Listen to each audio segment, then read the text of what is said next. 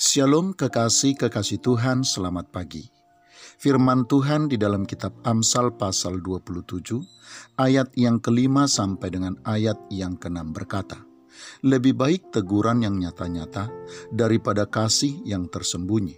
Seorang kawan memukul dengan maksud baik, tetapi seorang lawan mencium secara berlimpah-limpah." Kekasih Tuhan, satu teguran atau bahkan satu kritikan yang menyakitkan lebih baik daripada puluhan atau bahkan ribuan pujian. Bahkan lebih baik teguran yang nyata-nyata daripada kasih sayang yang tersembunyi, yang tentu saja sudah pasti untuk tujuan tersembunyi pula. Sebab dengan teguran atau kritik, hidup kita akan berubah menjadi lebih baik.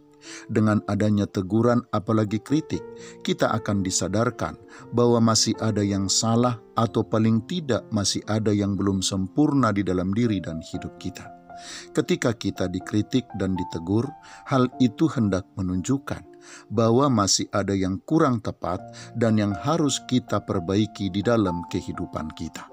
Tetapi sebaliknya kekasih Tuhan, satu pujian apalagi beribu pujian, sudah pasti hanya akan membuat kita terlena, merasa nyaman dan tenang, dan dengan demikian kita lupa, bahkan tidak merasa bahwa kita masih perlu lagi untuk memperbaiki diri.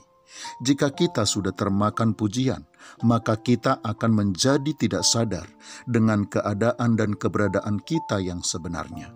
Kita juga akan dibuatnya untuk tidak lagi menyadari masih banyak orang yang lebih unggul dan lebih baik serta lebih tinggi daripada kita. Pujian hanya akan membuat kita merasa di atas angin dan di atas semua orang.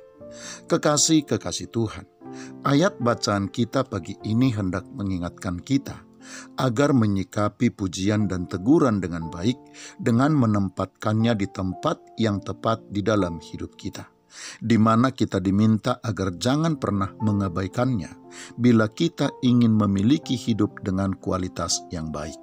Kita diingatkan untuk memandang bahwa teguran, nasihat, dan kritikan bukan untuk menjatuhkan kita, tetapi sebagai salah satu bentuk dari kepedulian dan bahkan bentuk kasih sayang orang lain terhadap kita.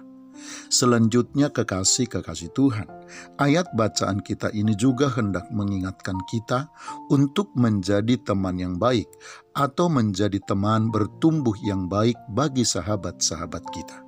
Ayat ini mengingatkan kita bahwa sebagai teman yang baik bagi sahabat-sahabat kita, kita harus berani berkata jujur tentang keadaan mereka, berani mengingatkan mereka ketika mereka salah dan berjalan di jalan yang salah, berani mengkritik mereka manakala mereka sudah berperilaku yang menyimpang. Kekasih Tuhan, ketika kita mampu menyikapi pujian, teguran, dan kritik, atau ketika kita menjadi teman yang baik bagi sahabat-sahabat kita dengan memberi pujian atau teguran yang benar, maka kita telah menolong diri kita sendiri dan sahabat kita untuk menjadi pribadi yang berkenan kepada Tuhan dan yang terberkati oleh Tuhan. Selamat pagi, Tuhan Yesus memberkati. Shalom.